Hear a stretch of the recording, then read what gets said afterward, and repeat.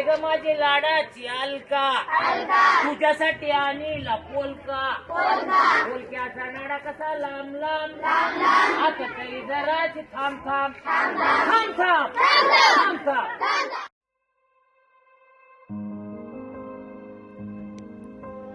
बदल बदल म्हणजे काय?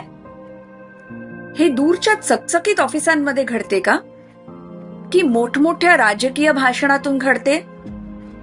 का तेव्हा जेव्हा तुम्ही म्हणाल आता बस झाली, जेव्हा तुम्ही प्रतीक्षा करणे थांबवाल आणि काम सुरू कराल, जेव्हा तुम्ही एखादी समस्या पाहून म्हणाल हे माझे परिसर आहे आणि ही माझी जबाबदारी आहे.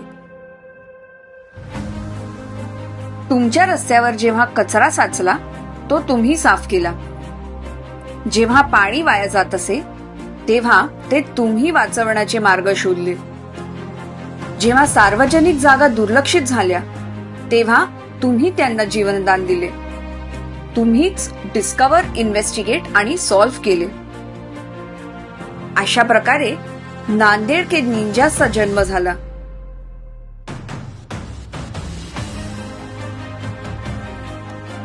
हे केवळ एक प्रकल्प नव्हे तर एक चळवळ आहे. 400हून अधिक विद्यार्थ्यांनी सुमारे 30 शिक्षकांच्या नेतृत्वाखाली आपापल्या परिसराच्या भविष्याची जबाबदारी घेतली. आपल्या मित्रांना, आपल्या शेजाऱ्यांना, आपल्या ग्रामस्थांना कसे बोलावे, त्यांच्याशी संवाद कसे करावे हे शिकलो. माझे धैर्य वाढले.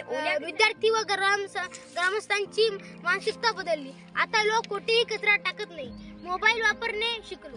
सीईओ मॅडमला प्रत्यक्ष भेटून, प्रत्यक्ष बोलून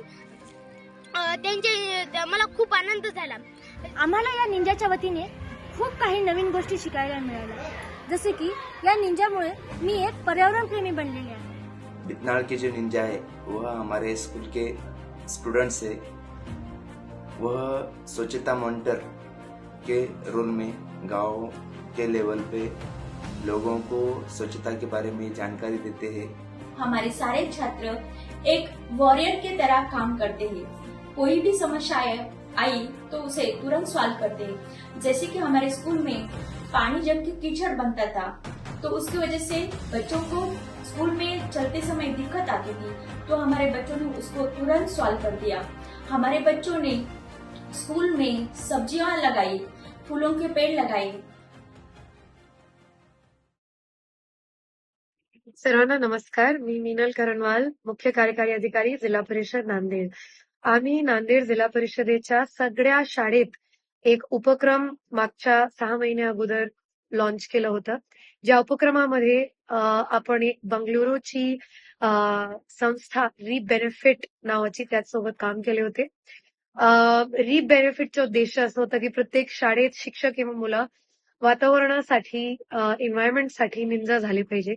आपण त्यांची टेक्निकचा वापर केला, त्यांनी दिलेल्या डॅशबोर्डचा वापर केला.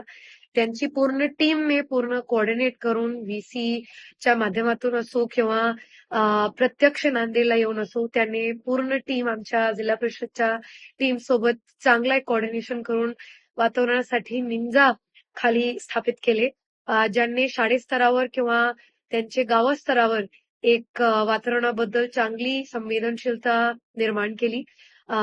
त्यांच्या मिड डे मीलच्या जेवणाचं वर्गीकरण असेल, एक बायोडिग्रेडेबल किंवा नॉन बायोडिग्रेडेबल, किंवा त्यांच्या गावाला ब्लॅक स्पॉट जे असतो कचऱ्याचा त्याच्याबद्दल त्यांनी पूर्ण स्वच्छता करून एखाद्या ठिकाणी तुळशीचे झाड लावले, ज्यामुळे लोक आणखीन त्या जागेवर कचरा फेकत नाही. किंवा मुलांनी त्यांच्या घरून कापडतून तयार केलेल्या पिशवीत आणल्या, ज्याच्यामुळे आम्ही जे एक स्वप्न बघत आहोत की आमची पुढची येणारी पिढी वातावरणाबद्दल आणखीन संवेदनशील राहिली पाहिजे, असं काम त्यांनी इथे केलेलं आहे, ज्यांना आपण आज प्रमाणित सुद्धा करत आहोत. अपेक्षा ही राहील पुढची की इतकं चांगलं काम जिल्ह्यात झालेलं आहे. माझी ट्रान्सफर असो किंवा तुमचे मुख्याध्यापक महोदयांची ट्रान्सफर जरी झाली उद्या, तर तो काम तिथे चालू राहिलं पाहिजे. आणि तिथेही नसेल त्यांच्या गावात सुद्धा आणि बाकीच्या राहिलेल्या गावात आणि शाळेत तो काम सुरू राहिला पाहिजे. कारण की असे अँबॅसेडर्स किंवा निंजा जे आपण तयार करत आहोत, हेच आमच्या वातावरणाचा संदेश देऊन पुढून पुढे जाऊन आमच्या जगाच्या संरक्षण करणार आहे. धन्यवाद.